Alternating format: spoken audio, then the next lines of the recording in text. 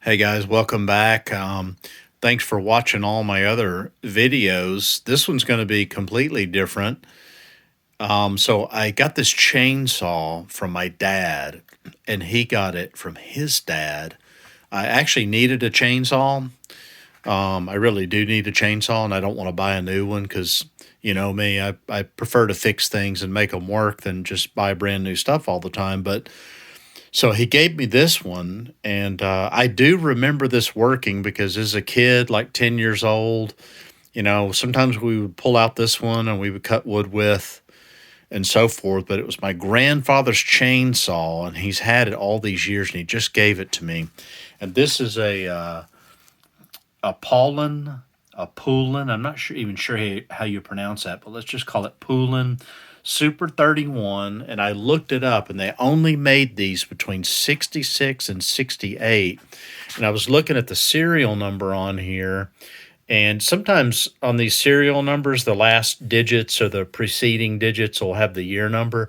And this says 68 here. And so I think that this is a 1968 Super 31. So hasn't been ran and started in years. So I've already started to clean up a lot of the old oil and sawdust, which is normal for these old things to collect all that, just where I can see what's going on here. It's got your manual pump primer. That actually, you can see the little line that goes down to your bar and chain there, but it also has a little rubber line that goes down in there. And check it out, is this, I was just playing with it, and this lever here that goes to the little, the carburetor throttle body valve there, that doesn't move. It comes back, and I can see over here, if you can kind of look, you can see it. See that little piece moving? That's like your idle adjustment looks like, but it won't go forward, which means the throttle body's not opening up. So when I looked at it a little closer, I noticed that, the inside of that is actually touching that rubber tube, and that rubber tube is preventing this throttle body from opening. So I don't know how that ever worked before. Maybe that tube was soft enough, that it kind of allowed it to move through. But there's no spring on this either that I can see that would have held it in place. I'm going to have to check all that stuff out. But I'm going to start taking it apart and cleaning it up a little bit. Check this out. This is the air filter that was in it. And when I took it out, like that's literally the filter. And it feels like a block of wood. And I first tried to kind of blow through it, and I could sort of blow through it, but I could tell it was porous.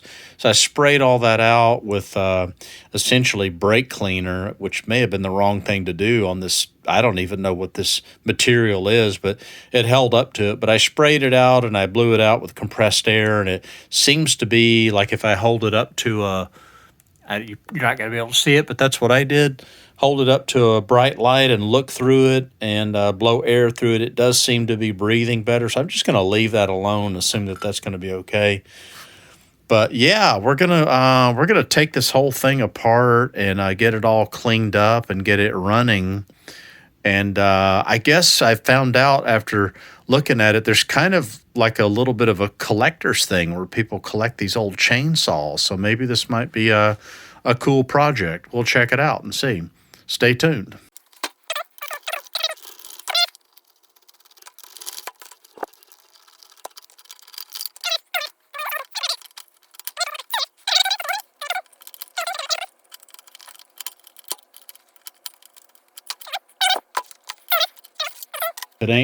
If it ain't broke, don't fix it.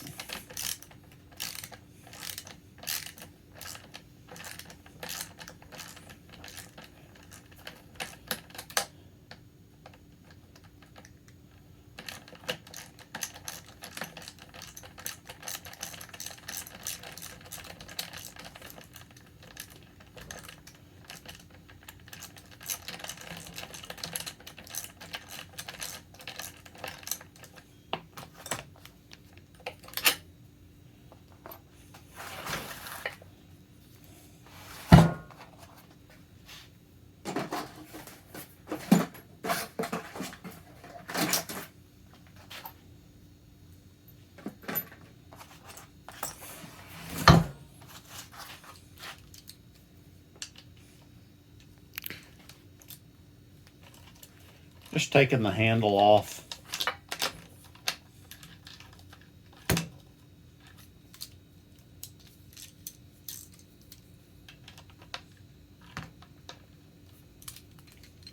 If I can keep my big hands from switching the mode on it.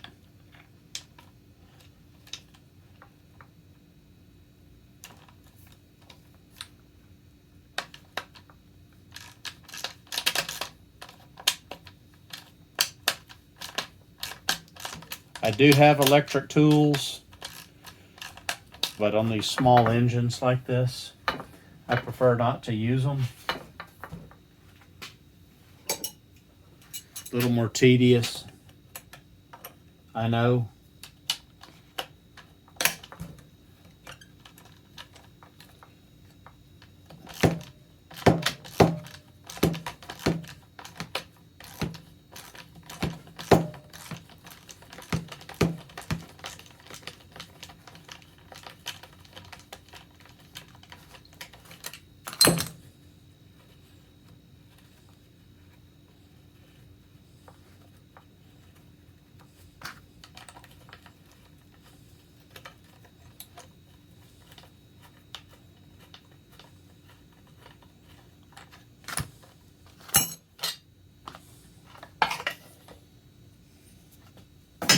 That's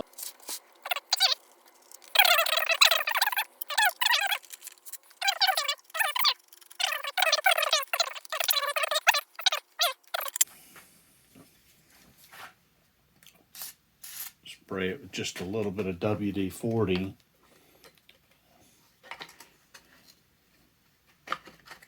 Okay, there we go. Make sure nothing else is connected in there. Push that through, and then that comes off, I guess.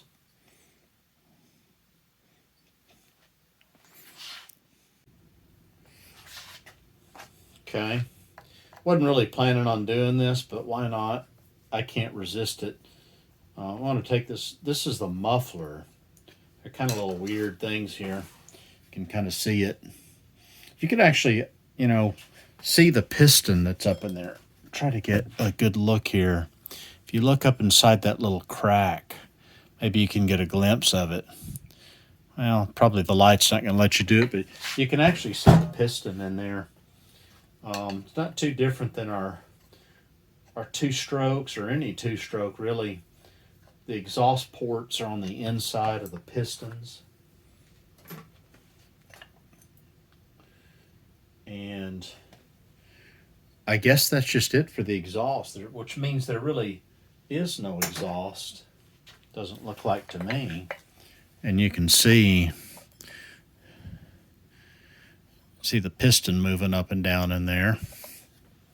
So now we're gonna take what they call the head off, which I think on these, the head and the cylinder are all really kind of one thing.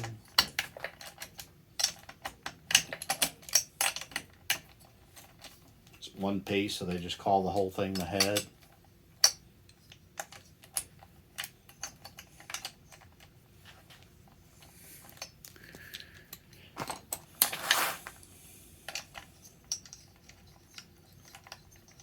Very oily. They usually are.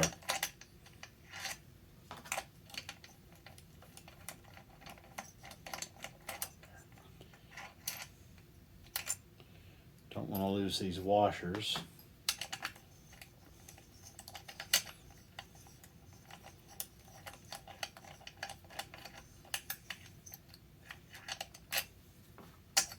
This has a little flywheel and a magneto for spark and all that kind of stuff too. Thinking I'm not going to mess with any of that stuff, but you can see what we're doing. We're kind of going through this pretty quickly, and we may end up doing it. So I'm just going to try to loosen this by hand first, because again, probably can't get gaskets and things for this, so you want to be real careful. You don't get in too far where you can't put it back together.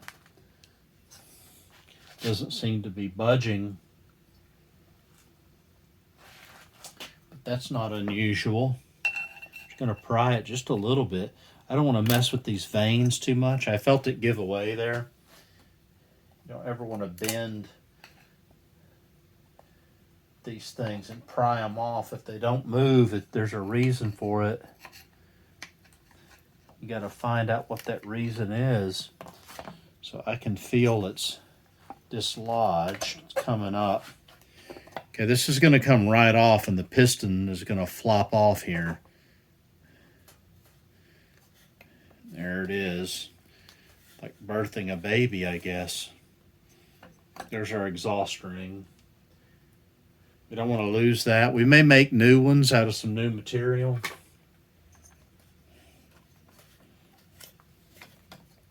These things are so small, you can't really hardly get to them. There it is. That's the cylinder. You know, this thing looks perfectly fine. I mean, there's nothing, usually there's not really anything wrong with these. You just put new rings in and that's it. You don't have to bore them, or you might want to hone them, but I might hone this. I don't know. Don't know much about it yet. Like I said, we're learning this together. And then there's our little teeny tiny piston with its teeny tiny piston rings. And I'm not going to, got a lot of carbon buildup on the top. Not surprised to see that. I'm not going to go any further with this right now because I first got to find out what all parts I can get for this. I just want to understand how this works and what I need to do. There is a gasket that went on the bottom of this. So before I tear all that off, I want to make sure I can find a new gasket. Fun, fun. So I just put some duct tape over this and cleaned it real good with acetone so it would stick, just because I don't want anything getting down into that crankcase, because I'm not planning on taking apart the crankcase. I checked the connecting rod and it doesn't seem to have any play in it, so I'm assuming that's okay. I don't want to mess with that if I don't have to. To get that thing out, I'm going to have to take apart this whole oil thing here, I believe.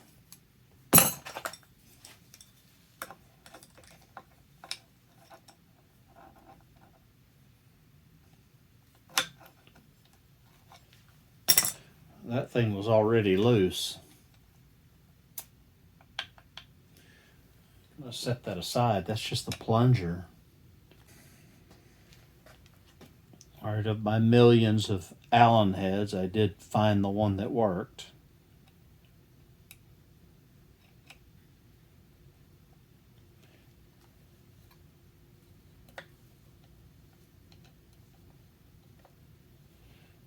You got to remember, working on these things, you're talking about back in 1969, 68, the 70s. You know, they didn't have a lot of power tools on these things, so you kind of had to use this old school stuff.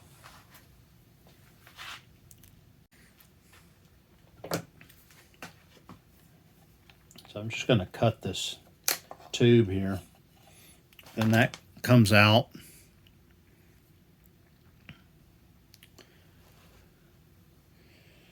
And then we've got our bottom piece down here. Pretty hard piece of plastic tubing over the years.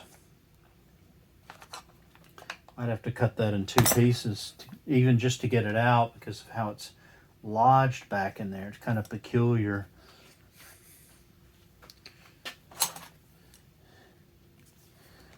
Try to take it out with a pair of pliers. There we go. Just a good old hard plastic piece of rubber pump line. Now that we have that out, let's see if our theory was correct, and let's see if our throttle works now. It does, so that's much better. Glad to see that. So now, before, you know, it wouldn't even move because the backside of this was hitting that rubber tube there, but now it's all free and clear, so it's operating correctly. That was something that we needed to do anyway. There's also a rubber line here. That's a fuel line going from the fuel tank inside there to the side of that carb. We're going to clean all that stuff up too. Going to take this mount here off just to get it out of the way. Easier to get to the carburetor. I could not take this loose with a screwdriver, so I had to put vice grips on it, clamp it, turn those this way. I'm going to do the same thing here.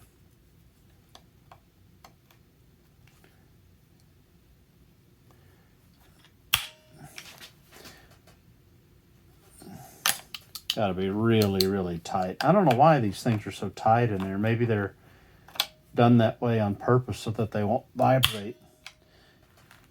There we go.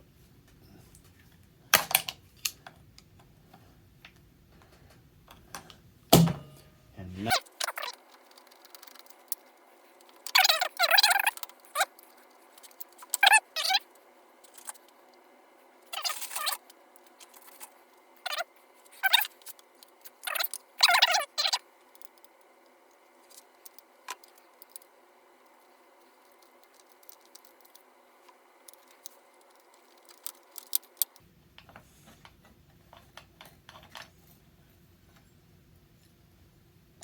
there's the whole assembly piece. This thing's got a lot of that's not aluminum, that's iron. I can tell by the weight of it. That's why this thing is so heavy. And then there's our handle that comes off.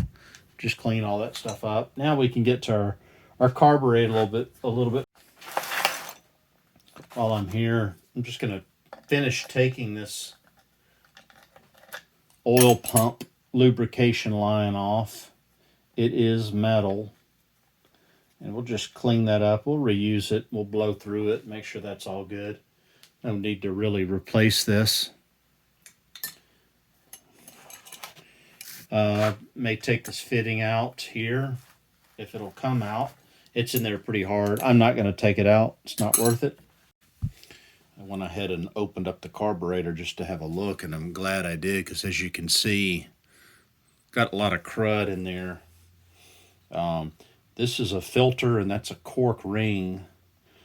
I was lucky enough to find at least one video where a guy, experienced guy that works and repairs on these old chainsaws, and he did a full rebuild, and it looked like it was very close to the same carburetor. I'm just learning about what these are, and I was able to find out, looking at this, that this is a Toiliston, I think is how you say that, Tilliston carburetor, and then stamped on the side here somewhere, right here, is the model number, which says it's a HL, looks like a 88 or 86B. And from best I can tell, it's very hard to find carburetor kits for them, but they do have them. And a lot of these older ones like this end up using what's called a RK88HL rebuild kit. So if I'm lucky, that may match up and line up. I've ordered it off Amazon. It was about $7, but I did that as soon as I looked at the inside of this, because, you know, it looks like it's definitely going to need it.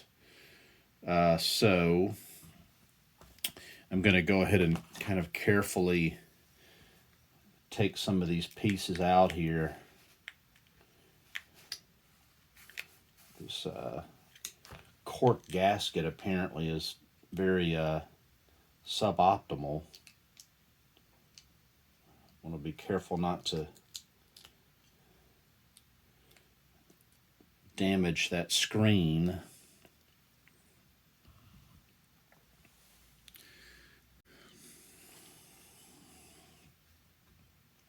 While we're taking that carb apart, I meant to finish taking this plate off, which I believe we're going to find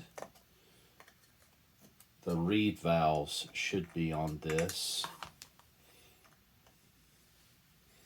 And they are.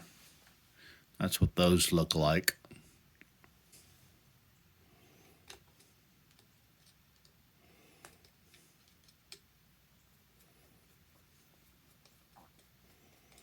Take all these screws out.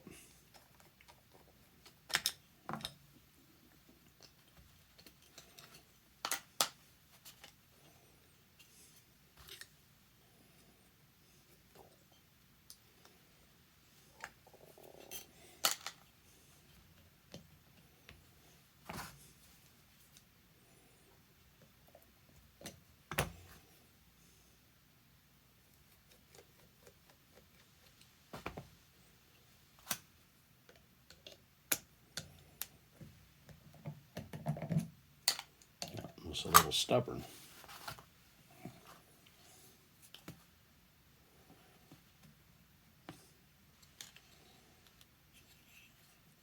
There's a little notch here.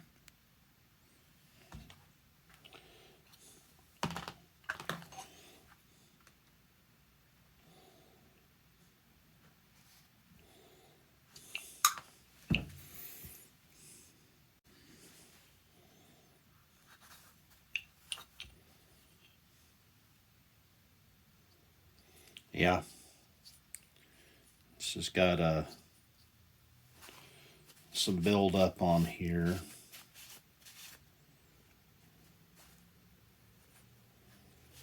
You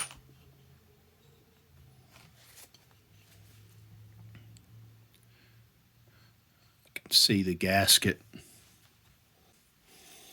going to take a razor blade, carefully get this gasket up.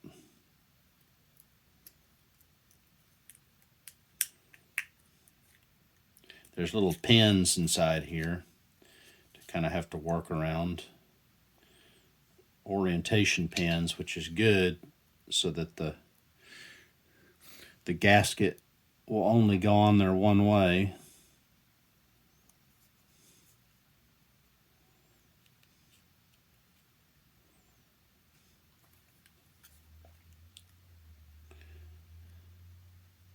Sealed down on there pretty good.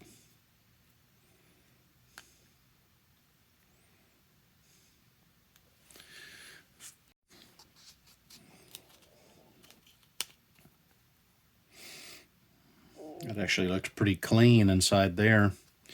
This is actually two parts, I believe. Might be wrong. I think it's a gasket with something else on top of it, but not 100% sure on that.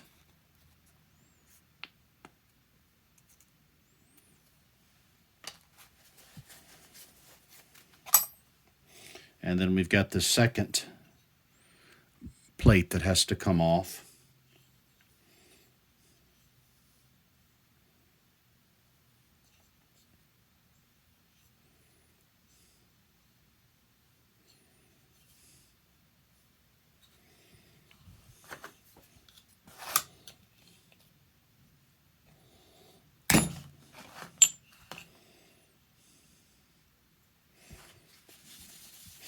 Certainly going to clean all of this stuff up. This is the diaphragm. Oh, well, if there was no other reason to know not to, if I needed to rebuild this, this is it. This is the diaphragm that pulses, and it's crispy and hardened. So this engine probably wouldn't have ran at all. Same thing with a razor blade getting up underneath this gasket. Be careful not to cut your fingers or anything.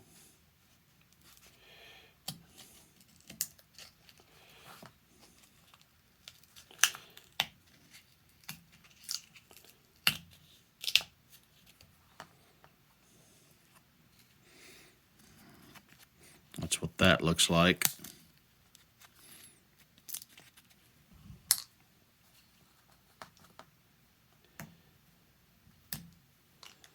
pieces of gasket left on.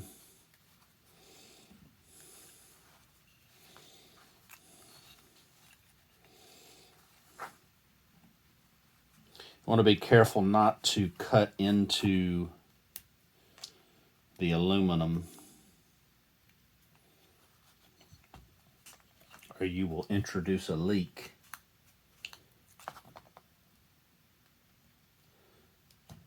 All right, that's going to take a little while to get this off, so I'm going to work on that later.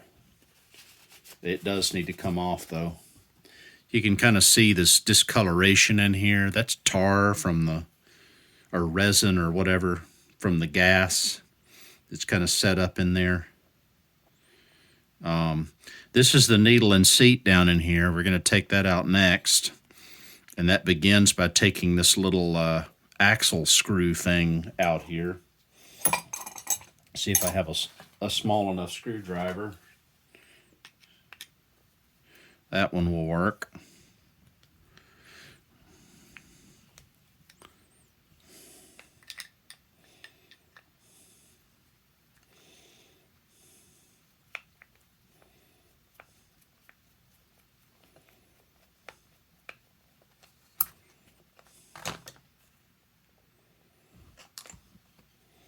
Then I believe that this comes straight up.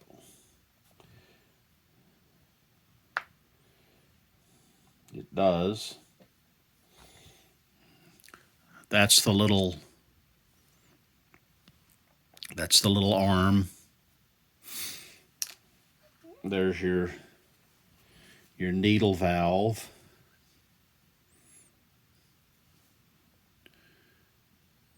It has this is a solid metal needle. It doesn't have a rubber tip on it. There's a spring. We don't want to lose this spring. Not any old spring will work. And then this is the seat down in there. See if we can see that. Right down in here. And to get that out, I need a thin-walled socket.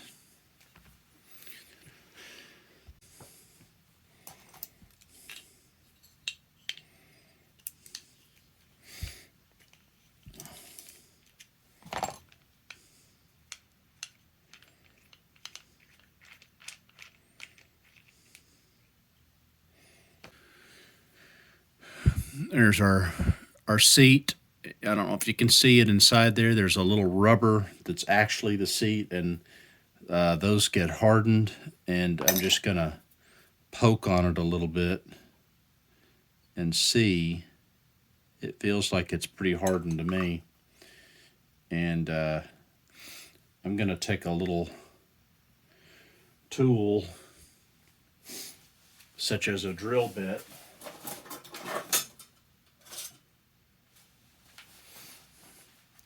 the shank of a drill bit, that is, and I'm going to push this out, or see if it'll push out. And it did. And there's what that looks like. And it's actually kind of soft. But the new kit comes with a needle and seat. And so I'm just going to push this back in there so I don't lose it. And there's one more little part down in here.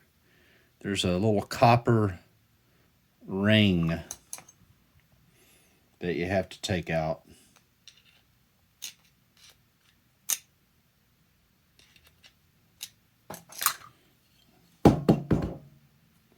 There it is.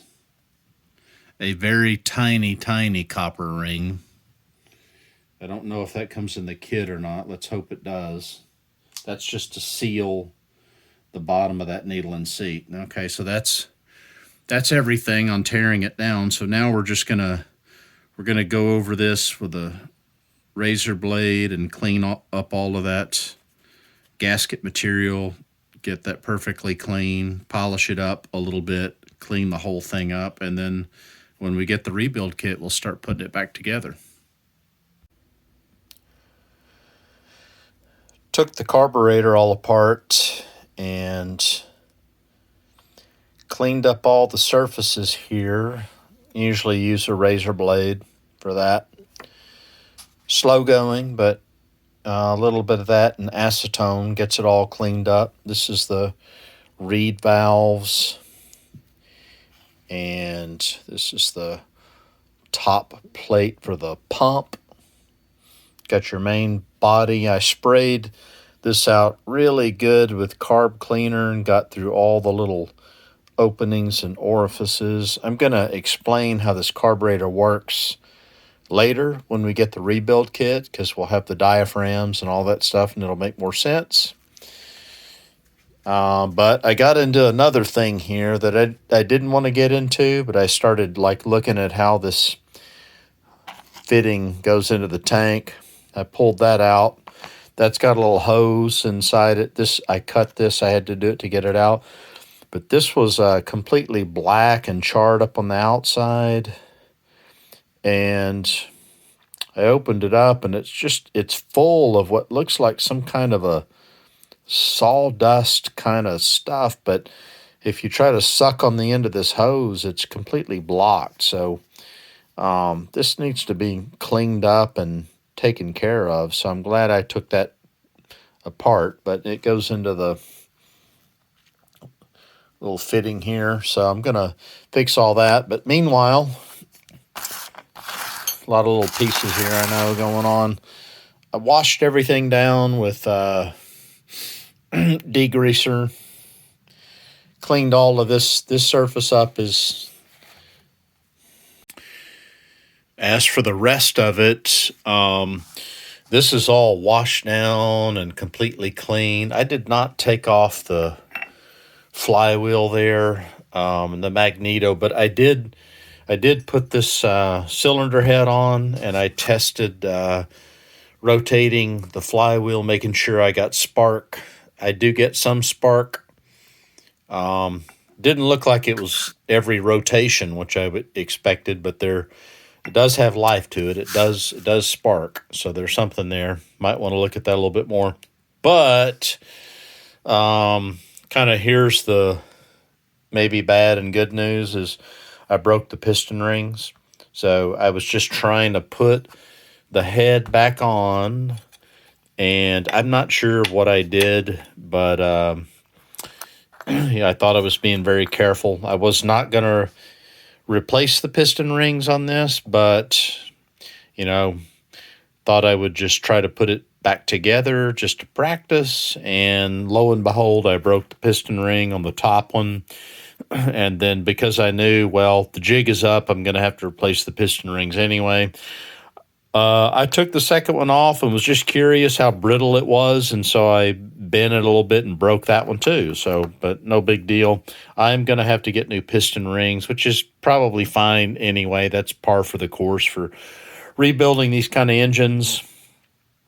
Also, other thing is this gasket here is, so I've joined a couple of, since I did this and I've made this video, in between that time, I've joined some Facebook groups to learn more about this engine, which the cool thing is this is a vintage engine, and there's like a whole subculture around restoring these older chainsaws, which is very, very cool for me. So this has become not a, something out of necessity, that utility tool that I need to do work, which is why I started on this. But now it's kind of become a restoring a classic collector's item, apparently.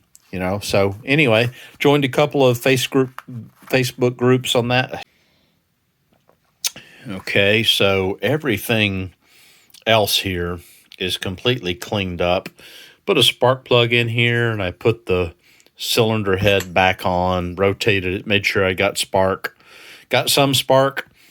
Wasn't every rotation like I thought, so I'm not sure about that. I'm going to double check that, but I cleaned all these surfaces. Everything, like I said, is completely cleaned up with a razor blade, and then putting stuff on my my wheel there on the bench grinder. It's all cleaned up. Look at this. There's some broken piston rings here. So how did that happen? Well, I was trying to put the cylinder head back onto the piston just to practice putting it on before I had the gaskets, and I ended up breaking the piston rings. And so I need to get new piston rings, which I should probably do that anyway, because that's kind of par for the course, is re-ringing these. So I'm going to do that. And the good news is I was able to join a couple of groups. One of them is a Facebook group that seems to be pretty active, and I got a couple of leads on where to get these piston rings. I was told that I'm going to have to suck it up and make my own gaskets.